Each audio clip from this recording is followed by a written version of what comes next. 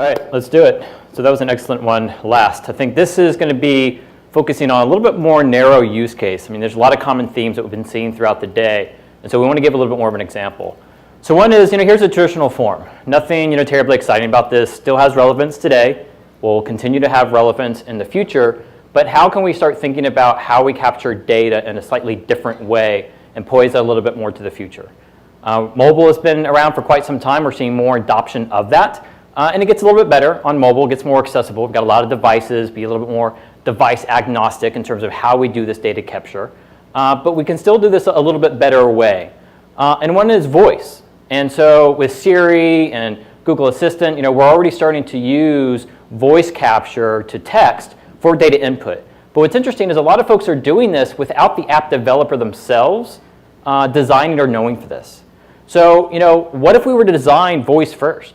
What if we recognize that people want to interact with that way? And let's start designing it that way and give them the option opposed to just doing this. Right? So there's a couple different approaches on how we can do this. But we want to do more than just speech to text. We need to give context to this. And this is really where it adds value to it, where we want to just interpret that text and assist us, not necessarily automate everything, but assist us in how we fill out the form. So one of the ways we're doing this is through cognitive services, right? There's been a lot of discussion today and yesterday about this. We can do things like sentiment analysis and keyword phrasing analysis to assist us in fill out the form. We may be able to fill out the form completely by voice, but sometimes we want to do it through the interface. But we all know the benefits of BI, but really one of it is to, when we did a survey or Hard Review did a survey, they want to assist this. We don't want to automate everything. We want this technology to assist us. But conversely, as they said, that it's challenging. This stuff is hard to be able to do. But when we look at the data on some of these different things, is that it's not really that hard. It's just a lack of understanding and skill set within the business. So I'm here to tell you that it's really not that hard, right? You're seeing a lot of these examples a day, and it's not that it's this easy that a toddler could do it, but it's almost that easy, right? If we look at what's hard, getting requirements from the business, that's kind of hard, right? This isn't really that much that's better. So we look at the reality today. I kind of think, we are here. We're starting to experiment. We're starting to toy around these things. You're seeing some great examples of today and yesterday through that. We've got a long way to go to really make this right. But the point is to kind of start experimenting with some of these things today. So some good examples of this is find ways to augment existing systems, right? Take something that's already out there and add to it, enhance it, augment it to that a bit. Find passion that, there are people within your organization that want to do this. Because it's really not that hard. And so when we look at where we can start, cognitive services is one of the easiest things out there to do. Sentiment analysis, keyword phrasing, those kind of things are easy. When we get into machine learning and deep analytics, that's hard. But there's a lot of services to choose from. We've seen a lot of examples today. And I would say you could start experimenting with some of these APIs. It's not as hard as you think in terms of some of the kind of lower hanging AI fruit, if you will. And one of our approaches is to use things like Google, Amazon, and Microsoft services, where we're taking our smart object technology, and like we've done with line of business systems, and assisting and adding some of these AI services to the platform so we can interact with it just like we would with any other line of business system. And that's really a differentiator for us, is that while we've seen some JSON examples, and I've seen lots of code here, we want to make this accessible with no code. Because if we're going to make AI accessible to the business, we need to do this in a more or less technical fashion. And so be able to add this AI data, just like any other business or line of business system, is really the key for adoption on a lot of these types of technologies. Can you go ahead and advance? Great. So how do we do this? So once we have those particular smart objects, the key is to reuse it. Right? I don't want to be able to add JSON or add code every single time in my process. I want to build it once and reuse this across my forms, across my workflow. And so if that changes, we can modify it. So what about chatbots? We've seen a lot of that discussion here, and I'm going to be a little brave, and I'm glad the gentleman before me actually did a voice demo. We'll see if ours has similar success. But we can take that assistive approach and really build a chatbot out of this.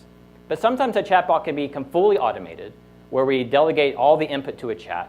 But sometimes maybe we just want to start the conversation in chat and let that just allow us to fill out the form data. because sometimes those form densities is really deep, and we need voice to just assist us. And so how do we do this? Again, a lot of the commodity type AI frameworks out there, we use the Microsoft Bot framework, kind of give us an infinite amount of channels in which to be able to play with, whether it be Slack or the like. So I'm going to switch to my mobile here. And besides, I'm not demoing my cute daughter, even though she would love to be here at the moment. We're going to go ahead and start with a chatbot. So I'm going to say, talk to Mr. Bob.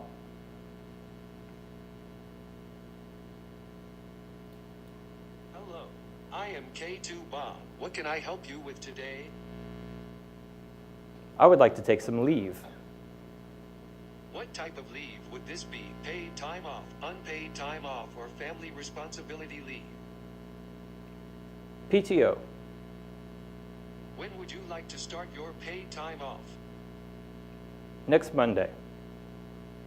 Okay, your paid time off will commence on the 23rd of April 2018. When do you intend to return to work?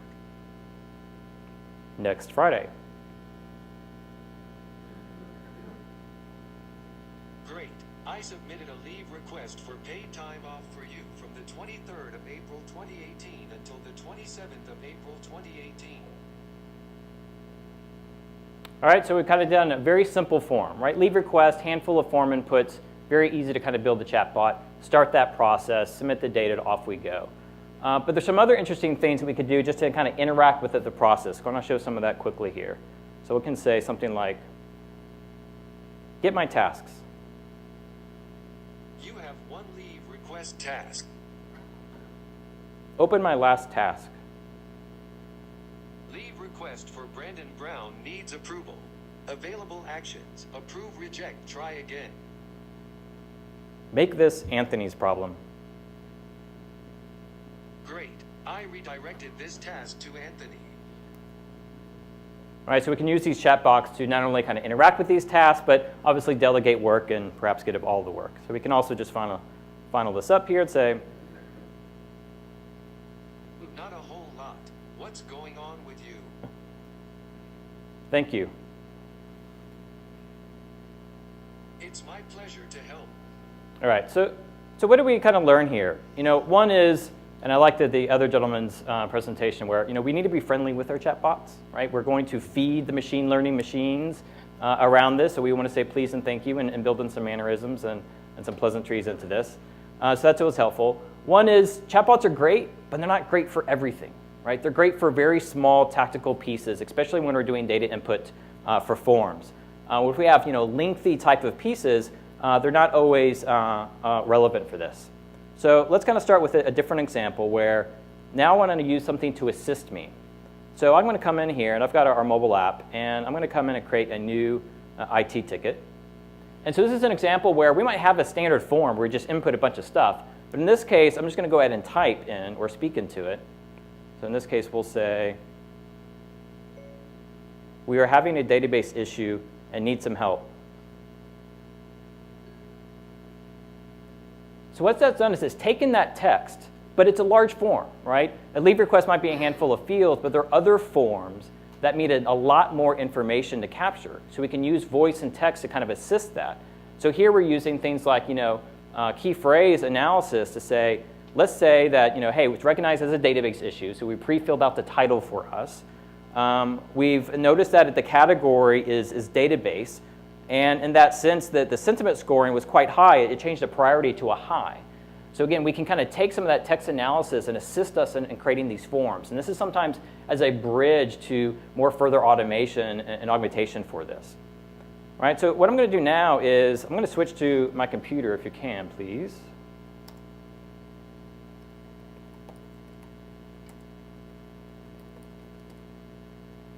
All right, and I'm going to bring up another example here.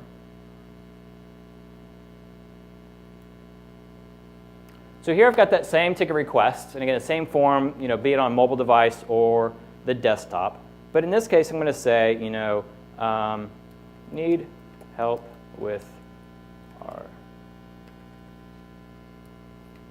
right? So we're just going to type this in.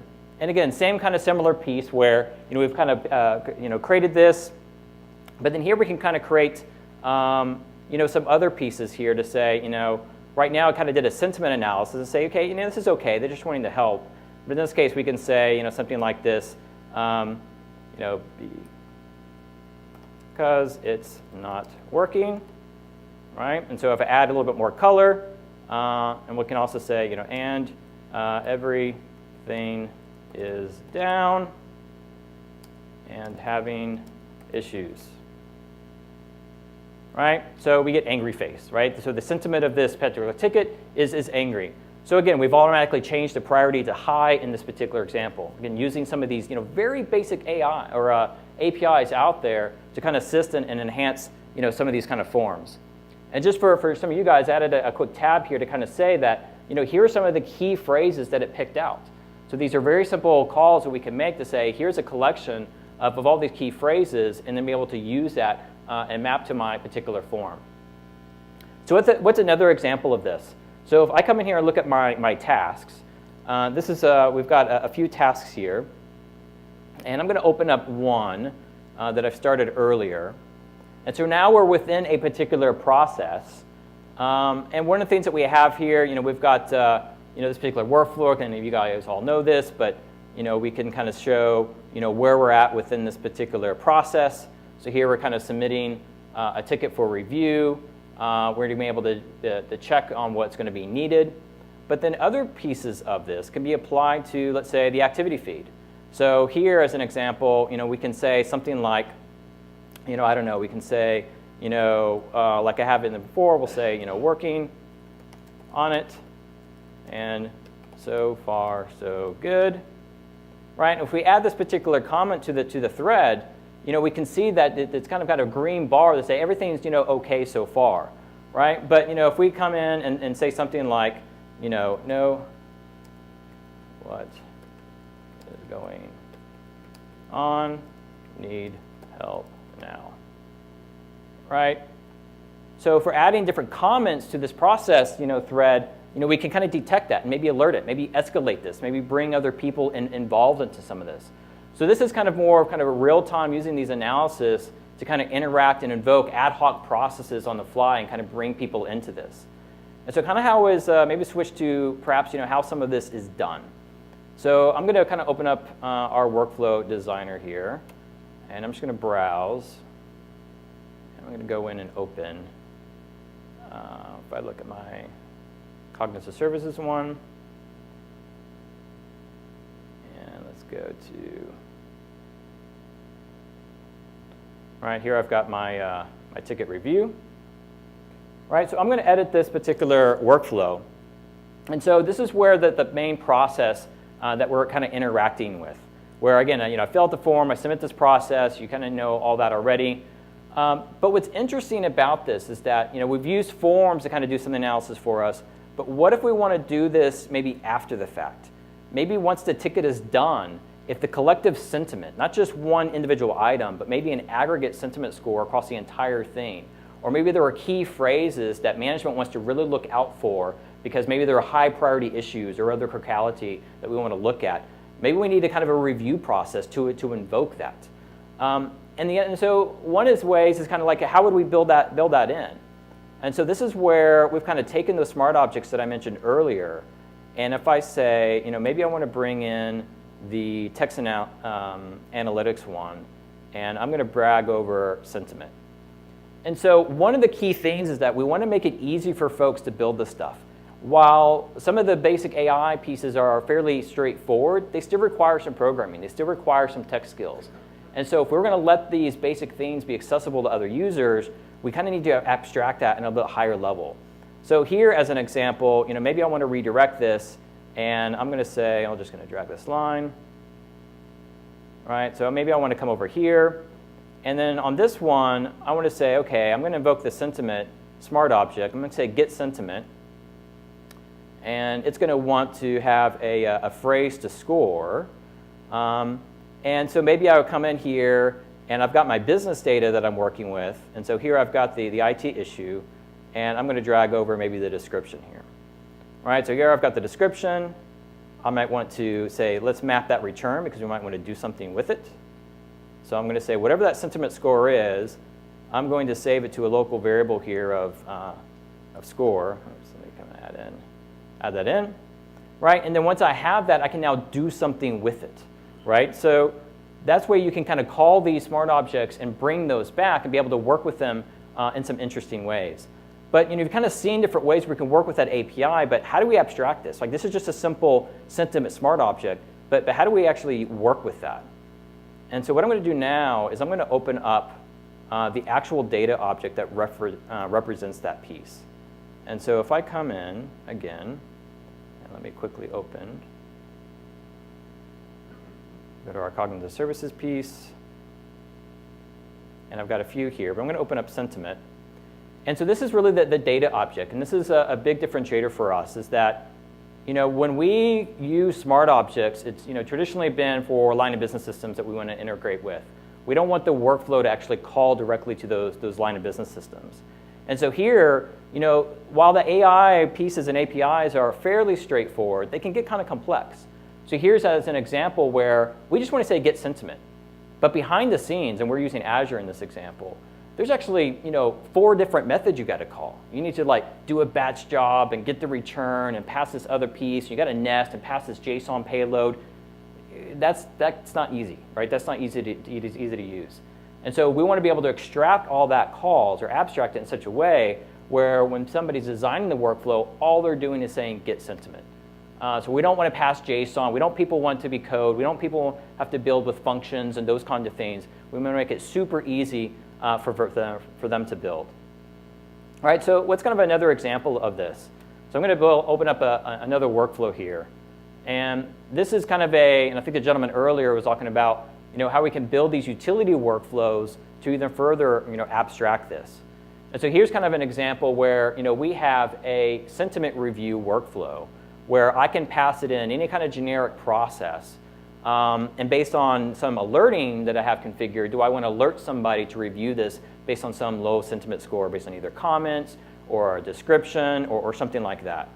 Right. So here I'm kind of doing the same thing I was talking about earlier. Is that I'm calling the sentiment, and then I can kind of have a rule, and in this rule I'm just doing something very simple where we're getting the sentiment score, and based on the trigger that I have set, because it can be dynamic, based on this trigger, I want to be able to either send an alert or ignore it.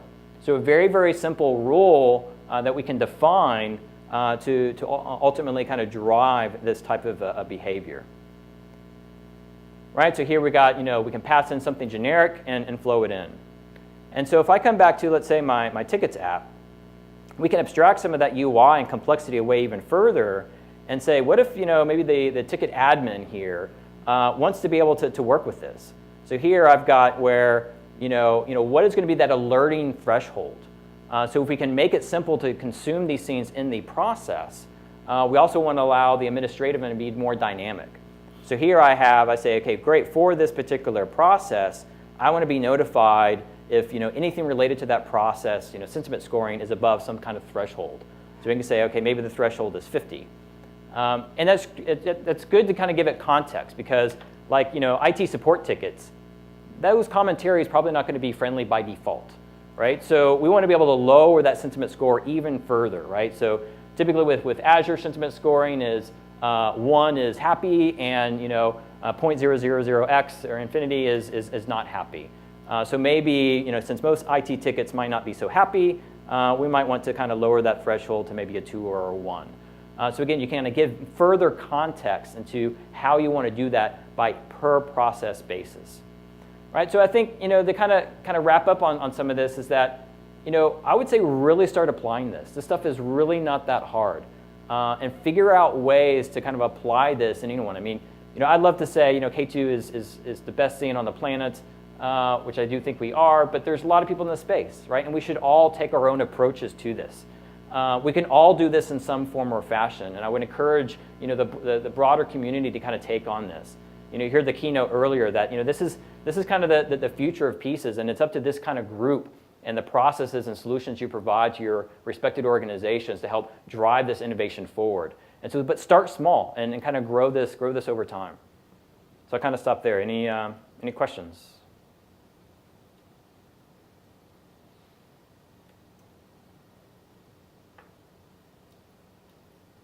Yes? How many of your customers are using any voice response? This is just the experiment. We have some, not a lot, but we do have some. And it's usually more in this type of area, that ticket request example, where they're trying to just augment existing applications and layering in how they can do voice to assist them in those pieces. Yes. Thank you. Something you said I didn't quite understand. You had that one of the APIs, you said if you just wanted to get the sentiment, there was actually 4 calls and it was very complicated. Did you do something that made it simpler? Or does the modeler need to know how to use those in the right order? Yeah, that's exactly it. So what we're doing here is we're using our generic REST adapter because in this case, Azure APIs are all REST-based. And so we're using the REST endpoint with the Swagger definition that we can supply to be able to consume that. And then once we do that, we want to be able to traverse all the different calls that are needed. And this is where the smart object comes into play, where I can say, to work with that API, I need to be able to work with this. Here are all the different methods and instances, and I could come in and edit this and be able to do all the different mappings and inputs and returns. So you're just exposing all the methods to make it easier Correct. to find the right one. Correct. So these are all the, I need to call this method, get the result, pass it to this other method, get the result. That's how a lot of these APIs work, which is great for technical folks, not great for some of our more power users or less technical folks. And so that's why when I'm in my actual workflow, and here I got a shortcut to it, I can just expose the smart object, which is what I just showed, and say, here's sentiment. And if I want to configure this, now all I need to do is say sentiment and pass it the actual phrase I want to. I don't have to do all that nested calls and complex. I don't need to pass JSON and other these kind of complex pieces to make this work. So it makes this technology a little more accessible. So you've configured a particular method and a particular payload, and you've given it a shape. Exactly. Exactly. So that's the smart objects thing? Yeah, that's the smart objects. Objects constructed then? Yeah, and I mean that's a thing that's fairly unique to us. We've got some patents around this as well, where we're not just calling some system and bringing it back, right? It's really a virtual data layer that we can call those line of business systems and multiple line of business systems simultaneously and use that as a single-fied object. We're not copying the data, we're going straight to the source system of records. Yes? Yeah, I really like the chat example up front where you went through the process. And I'm wondering, you went through one context, you went through starting a process and then filling in all the details, so that's great. How realistic is that in terms of interrupting the context, going to different contexts, and you come back to it and finish it up? I mean, where are you in terms of getting this to work in real life? Yeah, I think that's the part where we're currently in R&D. So right now we're providing some guidance in terms of how to work with our APIs to use different bot frameworks out there. As we're layering in and learning through that, through customer examples, to see what we want to do to provide out of the box. But then that's a balance, right? Because some folks is highly contextual. Us to provide a generic chatbot for a process is easy to do, right? But that's all you do. Get my task, action my task, redirect, make this somebody else's problem. That's the easy stuff, right? But to give process context to that, we found that customers want more control and that they're building it in-house or using some other third-party vendor to build those chatbots that are specialized in that, in which we need to provide that context too. So right now we're providing the guidance when those two worlds want to collide while we're focusing on just the process pieces. Yes? What's your perspective on the usability of these chatbots? I mean, for the average user who has maybe not even an IT background, it's pretty, usually pretty transparent. So I don't know how, what all I can do in the context of the chat, what the bots are supporting and what they are not supporting. And I kind of my gut feeling that tells me that, that's kind of an entry barrier for people to use this. Like with Siri, right? How many of us use Siri every day, except when we're setting the alert at 7 a.m. when we want to get up? Yeah, no, I get it, and I think it's a fair question. I'm not here to say that this is exactly how it will be done. Part of it will be. It's not necessarily an if, but how much and what's the reality of these things. And it was interesting. I was having a lunch with a few gentlemen, and we're having the same kind of discussion. And what's interesting to kind of change my own perspective is, we look at these things as a novelty. Hey, it's cool or interesting. But when you see a younger generation, I've got 4 kids, right, plus, and when they interact with these devices, it's very natural. And so what feels weird and new to us is not going to feel new and weird and different for a younger generation growing into this. And so it's a matter of how do we, when those two axes kind of converge, is the technology ready, is the business ready, and all the relative tools ready for that? And that's kind of what we're trying to think. And that's why I'm encouraging everybody to kind of experiment with these things to figure out when it makes sense. Because when it doesn't, don't force it, right? Because it's going to do be counterintuitive to adoption and driving better process and efficiency. We need to find that right line where it makes sense for a particular app. So it's a fair point. Any other questions? All right, thanks all.